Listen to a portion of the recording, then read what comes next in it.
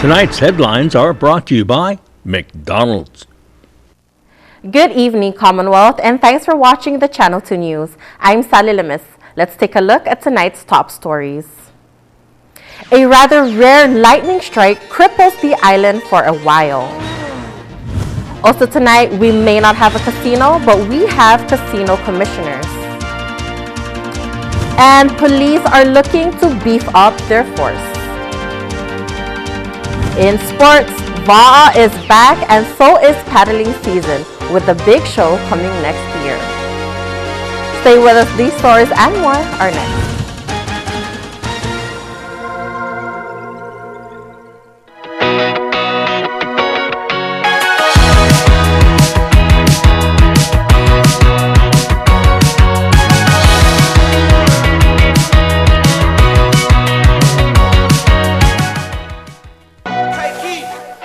And there you have it, McDonald's new crispy chicken sandwich.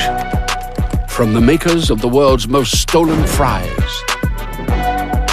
The juicy chicken sandwich from the place that offers extra napkins for a reason. The tender chicken sandwich from the creators of a sandwich phenomenon. So you won't just be biting into a chicken sandwich, you'll be biting into McDonald's new crispy, juicy, tender chicken sandwich. Ba-da-ba-ba-ba.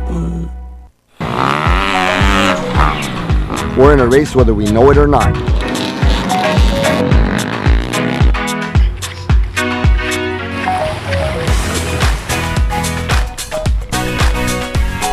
If we all get vaccinated, we can end this pandemic together.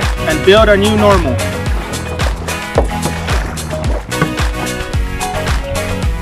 But first, we have to get to the finish line. Pinapamalit si Biel. Let's vaccinate, CMI!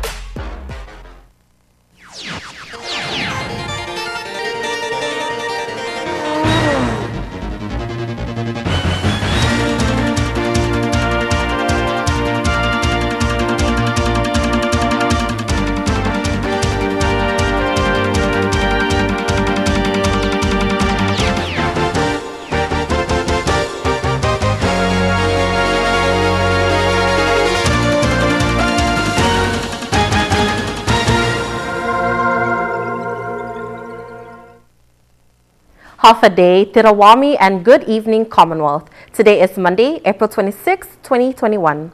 Early this morning, heavy rainfall, lightning, and thunder hit the Marianas, causing a power outage on the island of Saipan. The Commonwealth Utilities Corporation would like to inform the public that due to a damaged transformer, majority of the island was out of power.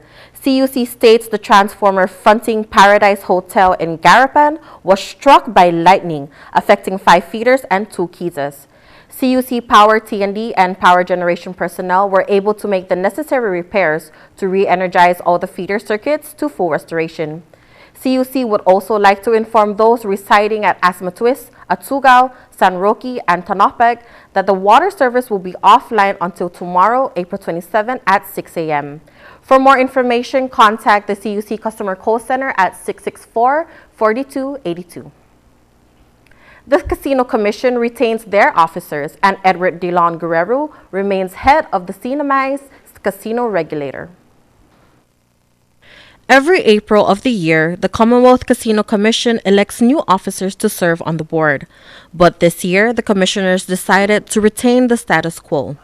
Edward Delon Guerrero will be serving as CCC chairman until April 2022 and states he will take his responsibilities seriously. You know, we're dealing with some very challenging times.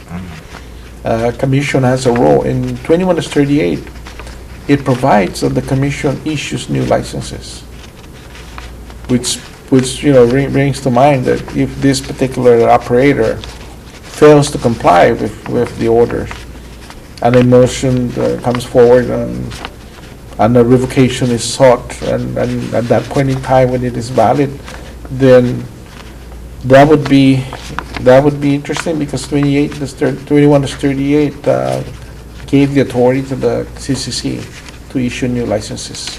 Delon Guerrero was the CCC Executive Director for 5 years and will now be serving as Chairman for the second time. Delon Guerrero states there is a lot of responsibility as Chairman, but the compensation is just the same. I graciously asked them to please relinquish it, but you know, I mean, it's not like we get more compensation, we get more work. The CCC is headed by 5 commissioners, 1 from Rota, 1 from Tinian, and 3 from Saipan.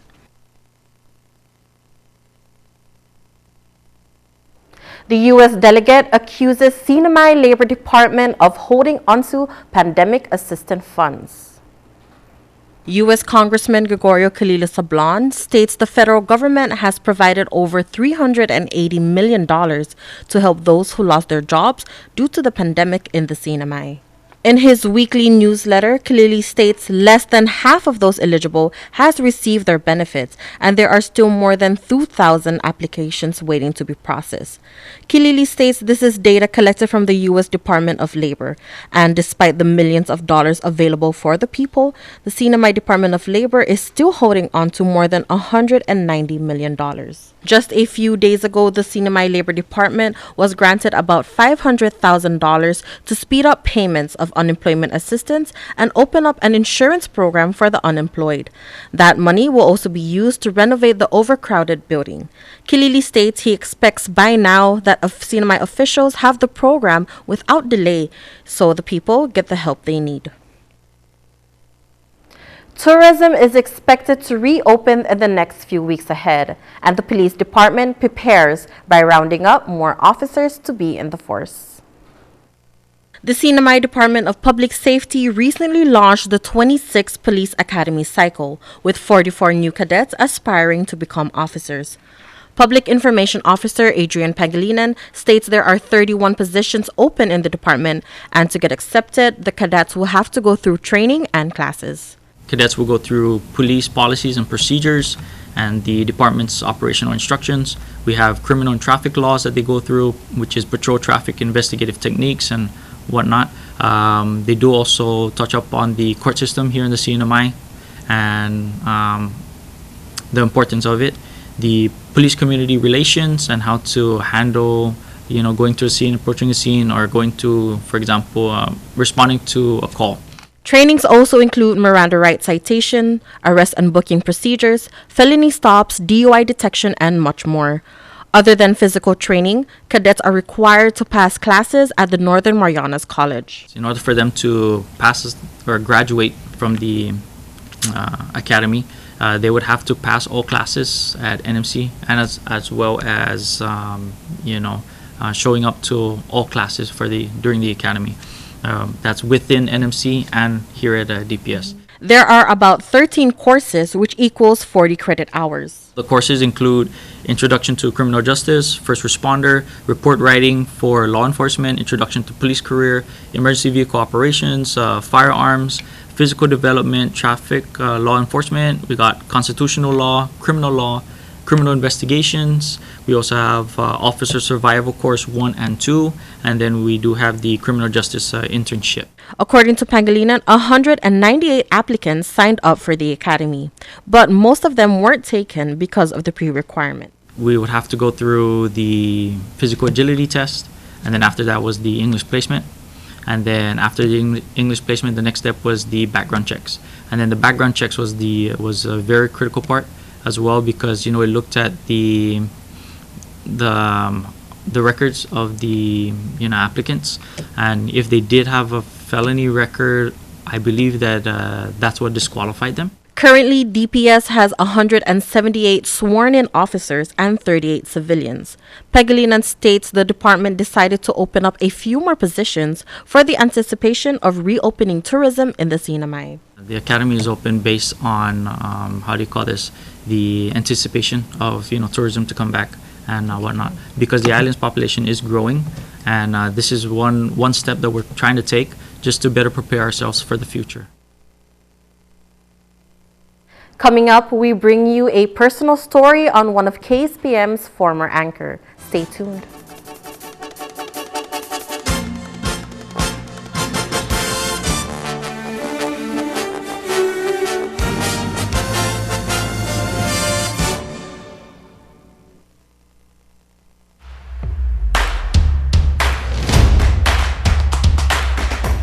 For the different beats of your life, we're here to keep you connected the way you want it. Plans made for you, by you. Build your own bundle with Link.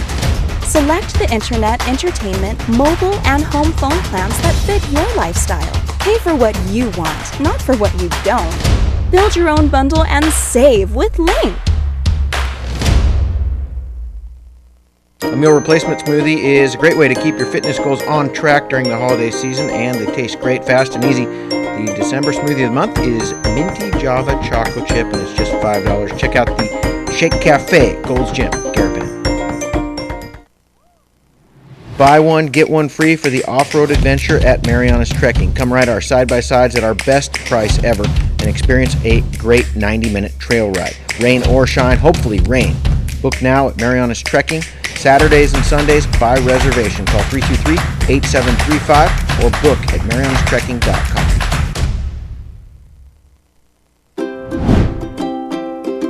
The Tan Su Lin Foundation promotes the culture of giving back. The foundation and its generous partners are committed to supporting programs that include health, education, and sports.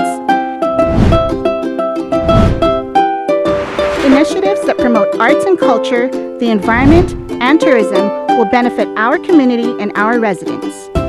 Giving back and making a difference will help ensure that the island paradise we call home will be a better place to live.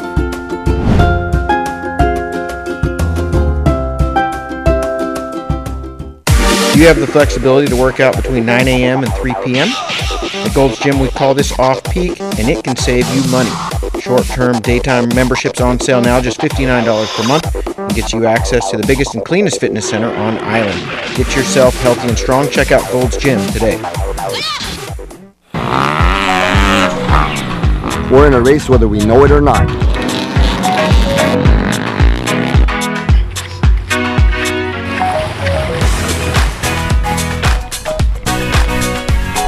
If we all get vaccinated, we can end this pandemic together. And build our new normal.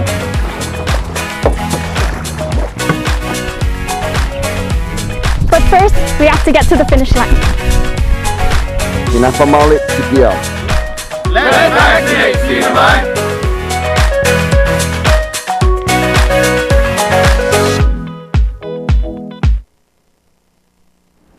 Welcome back to the Monday edition of the Channel 2 News. A deeply personal story tonight. Our Chris Nelson sits down with Glenn Wakai, a former Saipan TV anchor turned Hawaii State Senator. Wakai kept a secret for decades and is now trying to shine light on a system he is trying to change. Former Saipan TV anchor Glenn Wakai sat at this desk in the early 90s delivering news to the CNMI. Outgoing with a big smile, he dove into the local news scene and learned all he could about Capitol Hill politics. Viewers and coworkers knew him as Glenn Wakai from Hawaii. He grew up in Oahu. His resume said he graduated from the University of Southern California. But Wakai had a secret that he kept to himself. So I hid that secret within me for about 47 years. Wakai did grow up in Hawaii, and he is a proud Trojan. But Glenn Wakai was actually born Mitsuro Shimabukuro. His birth mother, a teenage Okinawan fishing girl, who placed him in a local orphanage after her boyfriend decided not to participate as a father. Little Mitsuro was adopted, a rarity in Japan, and his new parents took him to their home in Hawaii to live. As he got older, he often wondered about the details of his past, but says out of respect for his adoptive parents, he didn't ever investigate. While they were alive, there was no way I was ever going to go look for my biological parents because I just felt it would be so disrespectful to do so.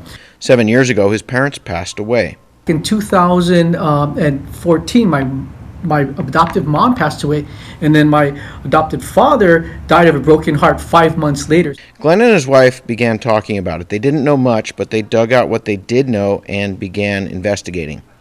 And it took me about 6 months to kind of process the grieving and, try and weigh, because 47 years, a lot of things can happen, and I have no idea what laid on the other side. The other side could be parents who were no longer alive, parents who didn't wish to be contacted, or perhaps, and what he hoped, an answer into questions he was asking.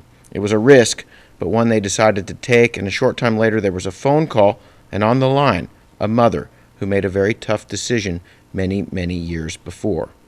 And what was the first time that you connected with her, and how did it make you feel?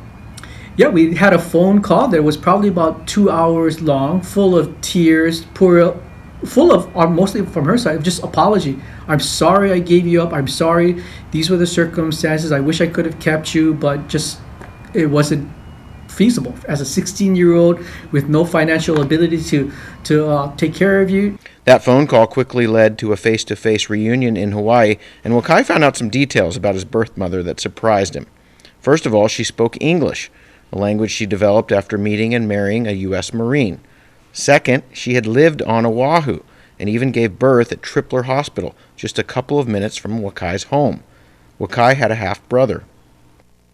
She's apologizing to you, and you're obviously thankful because you're an adult and you know what life you've had, but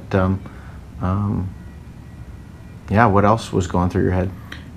I was just thankful that she made the right choice and gave me an opportunity to reach my maximum potential, because if she had kept me there, I don't know how my life would have turned out. I might have been cutting fish, not to say that that's a bad job, but that would probably be the extent of my career aspirations. Adoption is not easy or common in Japan. Most of the adoptions that occur are adults to companies.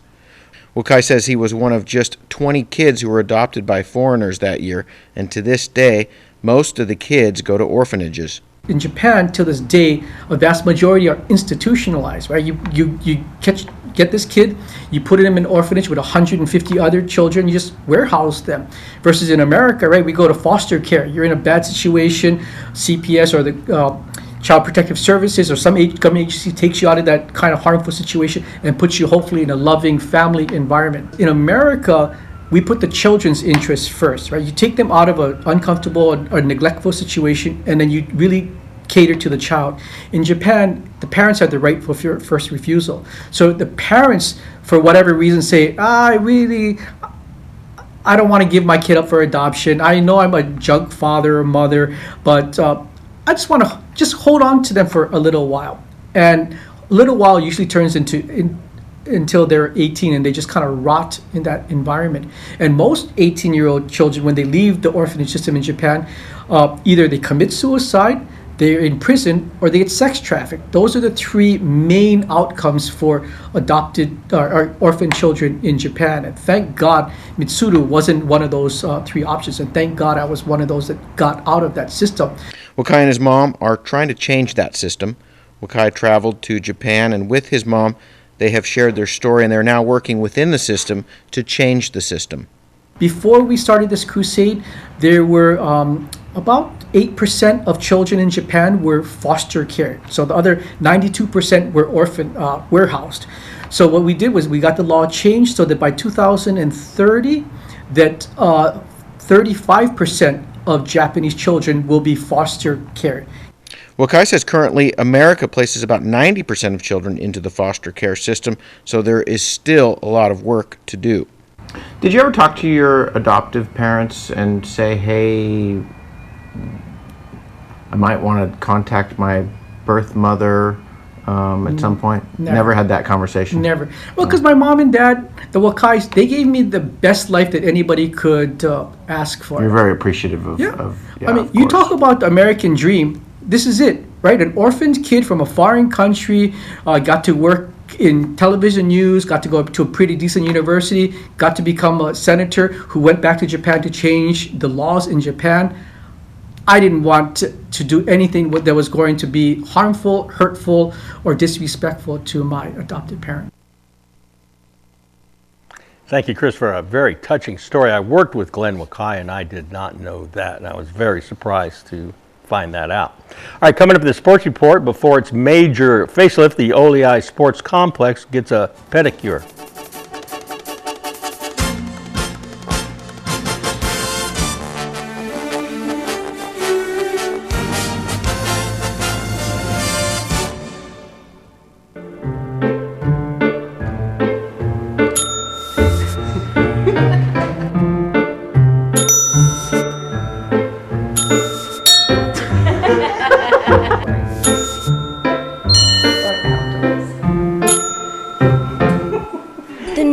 Instant entertainment lets you do TV your way with Docomo Pacific D TV Plus.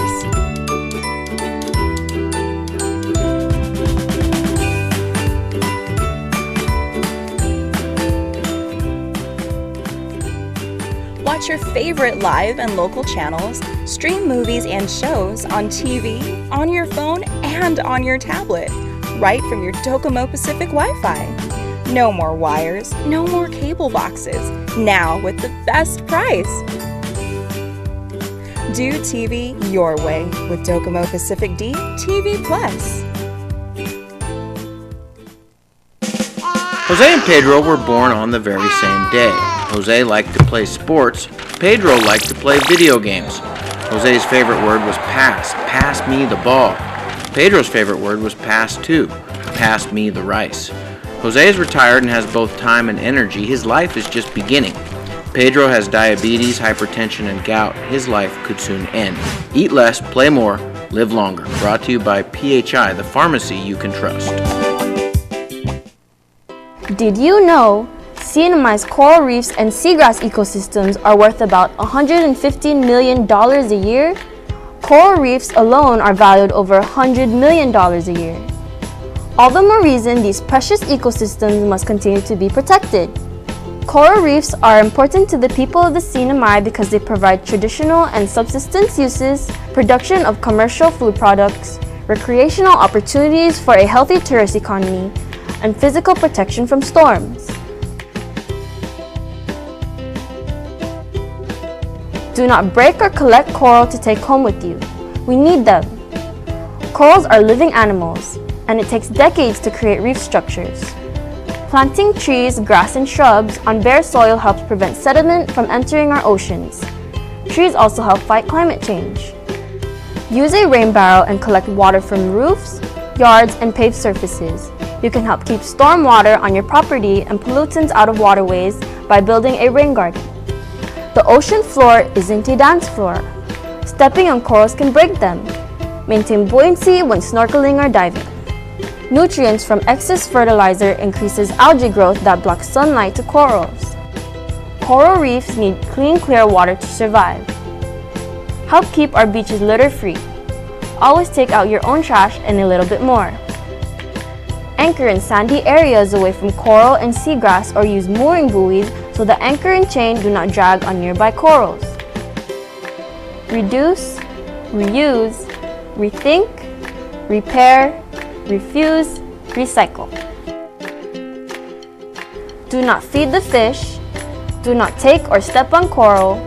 Do not collect shells. Do not fish. Help with local tree planting community events, local beach cleanups, and get involved in protecting your watershed. Participate in training or education programs that focus on reef ecology. You can make a difference. Please contact Mina to get involved in community conservation.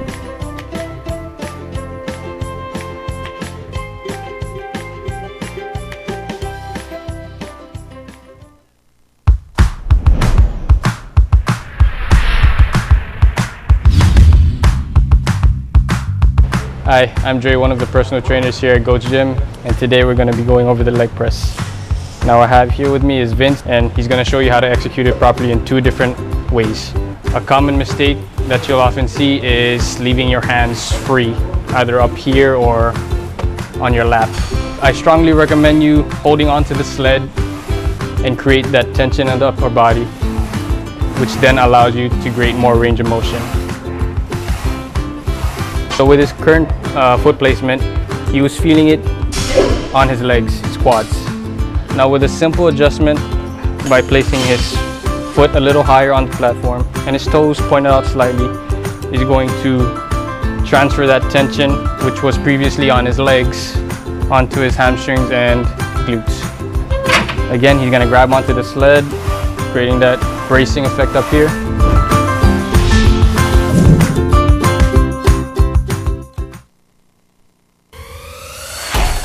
Tonight's sports brought to you in part by Tan Holdings through the Tan Su Lin Foundation, making communities a better place to live.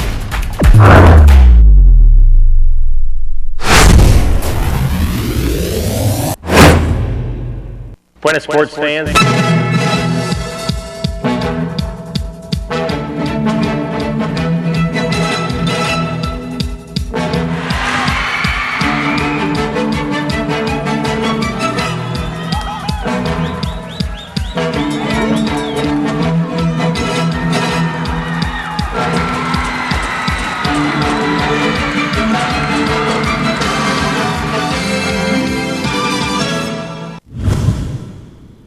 Buenas sports fans, the addition of Va'a to next year's Pacific Mini Games is being most welcomed here.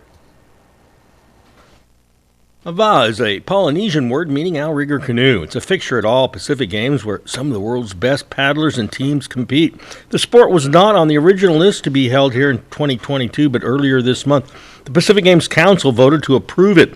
Well, after being dormant for the past 2 years, the Federation's gonna rock the lagoon, and local officials were jumping for joy. Awesome, happy, and go. But if everything goes good, and with the board and Justin's guidance as our president of the federation, we're going in the right direction. And I am happy, to announce that we are going to participate, and we're hopefully we'll get the big teams. Of course, Tahiti and all the other Polynesian teams here. After 2 years of being laid off from here, we saw the activity the other months ago, but that was high school. Now the federation wants to just bring everyone out and hammer the rust out so that we can get started with our event and get ready for next year's big ticket. Big turnout at Kilili Beach Saturday morning for this kickoff to the new season. Jason Tarkong, he knows what's going on. Right now we have Marinus Outrigger Canoe Club MOC, we got MPP, Marinus Pacific Paddlers, we got Napu, and we got Saipan Paddling Club, SPC, and of course Holokai, which is Eddie Johnson's crew. This will be a time to showcase the best of Saipan to the other island countries. We're actually very thankful that the governor had put in the request and then for Va'a to be included, and that request was approved. So we're very thankful for that. We're also very excited about having to host at our home base here, knowing that we have the most beautiful lagoon around, and we also recognize that we have a lot of work to do to develop our program in terms of new equipment, canoes and paddles, and working with the different clubs and the different teams to get the best of the paddlers we have in the CNMI to represent. The inclusion of Va'a was touch and go for the past year, but now it's full speed ahead. I want to give a shout out to the governor, the lieutenant governor, Namasa, Jerry Tan, and the board. They've been very excellent, including the board that's setting up. Justin has been privileged to the meetings. Who do we want to recognize? Yeah, we want to recognize everyone on the organizing committee for the mini games. I can't name them all by their names, but everyone involved. This is a huge task that they're sitting on top. And we are excited to be a part of that to make CNMI the best place to be next year. Well, last week PSS concluded its elementary co-ed soccer tournament. The finals pitted Cobblerville 2 against Saipan Community School. Jose Maratita continued his domination of this tournament. He added 3 more goals to their 6-2 finale victory, and that gave him 17 goals in only 5 games. The Umang, playing close to home, fielded 2 teams, and they both won medals. Cobblerville 1 defeated Saipan International School 7-1 in the 3rd place consolation game. Anyone driving by Oleai Sports Complex recently can notice the cosmetic improvements going on there, and that's before major renovation that's coming from disaster relief. Saturday morning, dozens of volunteers flocked to the facility for some community contributions. The parking lot getting a fresh coat of yellow paint and landscaping underway there as well, thanks to those ladies. The Oleai Sports Complex will be the center for the 2022 Pacific Mini Games. More improvements are in the works for the baseball field, designed to make it even more fan-friendly, as well as the gym. You know, wahoo's a fisherman's favorite. It's a fast game fish, harder to find than tuna or mahi, and this is a good time to catch wahoo.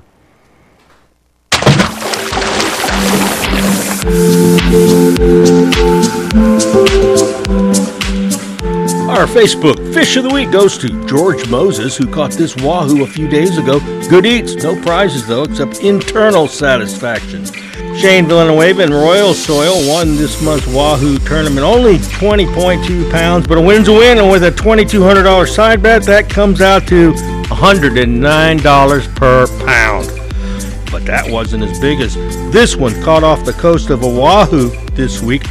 Wahoo, called Ono in Hawaii, was landed by former Saipan residents Blaine and Becky Rogers and their children Wes and Eva. A 51-pounder, no prize, just bragging rights and an opportunity to show.